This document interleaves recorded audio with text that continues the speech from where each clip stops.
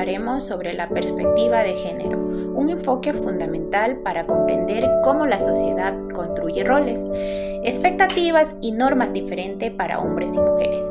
Estas ideas no nacen con la persona, sino que se aprenden desde edades muy tempranas y pueden generar desigualdades a lo largo de la vida. La perspectiva de género permite analizar cómo estos roles influyen en las oportunidades, comportamientos y relaciones, y cómo muchas prácticas sociales, educativas y familiares refuerzan desigualdades sin que siempre seamos conscientes de ellos. En la vida cotidiana encontramos ejemplos claros. En la escuela, cuando se espera que los niños sean más fuertes o líderes y que las niñas sean más tranquilas y obedientes. En la familia, cuando las tareas del hogar recaen principalmente en las niñas. Y en el ámbito laboral, cuando ciertas profesiones o cargos de liderazgo se asocian más a los hombres que a las mujeres. Aplicar la perspectiva de género en la infancia es clave, porque es en esta etapa donde se forman las primeras ideas sobre lo que cada niño o niña puede o no puede hacer. Promover entornos educativos equitativos permiten que todos desarrollen sus capacidades, sin límites impuestos por estereotipos. Educar con perspectiva de género no significa tratar a todos de la misma manera, sino garantizar igualdad de oportunidades, respeto y justicia desde los primeros años, contribuyendo así a la construcción de una sociedad más inclusiva y equitativa. A veces usamos la palabra sexo y género como si fueran iguales, pero en realidad no lo son. El sexo tiene que ver con lo biológico, como nacemos. En cambio, en el género se construye socialmente. Esto quiere decir que son las ideas que aprendemos sobre lo que deberían hacer los hombres y las mujeres. Como por ejemplo, cuando decimos que las niñas deben jugar con muñecas o que los niños no deben llorar. Estamos hablando de roles de género, no de reglas naturales. Por eso, en la educación es muy importante diferenciar estos conceptos, ya que así evitamos prejuicios y permitimos que los niños crezcan libres para elegir y expresarse en un ambiente de respeto e inclusión. Hola, el día de hoy les voy a explicar qué es la identidad de género.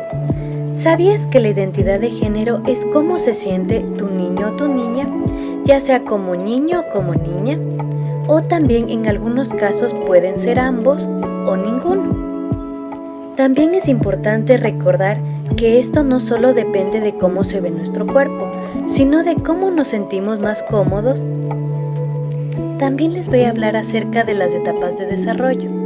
De 0 a 2 años, aquí los niños aún no tienen identificada su identidad de género, pero ya son capaces de diferenciar algunos rasgos físicos. También, como son tan pequeños, ellos imitan las conductas de los cuidadores o de sus padres.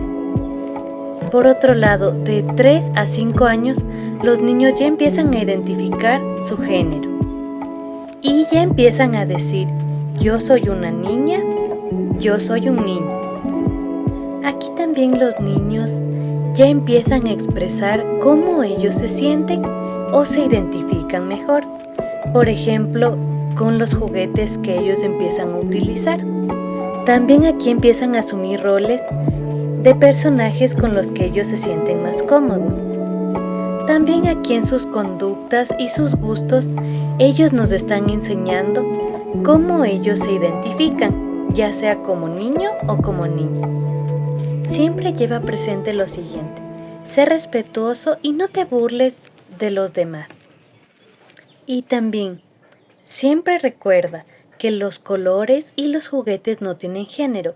Si tú te sientes cómodo o cómoda con algún color o con algún juguete, puedes divertirte y disfrutarlo. No tiene nada de malo.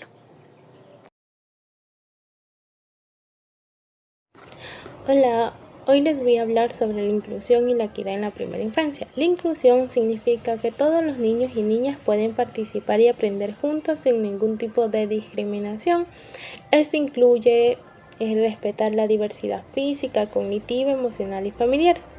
La equidad no es tratar a todos de la misma manera, sino brindar a cada niño lo que necesita para comprender y desarrollarse de forma adecuada, considerando su ritmo y características individuales. En la primera infancia, la inclusión y la equidad son muy importantes, porque en esta etapa donde se forman valores como el respeto, la empatía y la aceptación de las diferencias. Un ambiente inclusivo ayuda a que los niños se sientan seguros, valorados y respetados.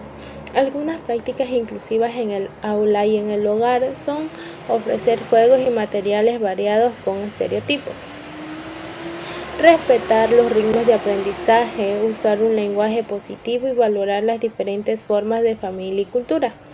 Bueno, para finalizar, es fundamental que como educadores y familias promovamos espacios justos y respetuosos, donde todos los niños y niñas tengan más oportunidades de desarrollo. Fomentar la inclusión y la equidad desde la infancia contribuye a construir una sociedad más justa en el futuro. Muchas gracias.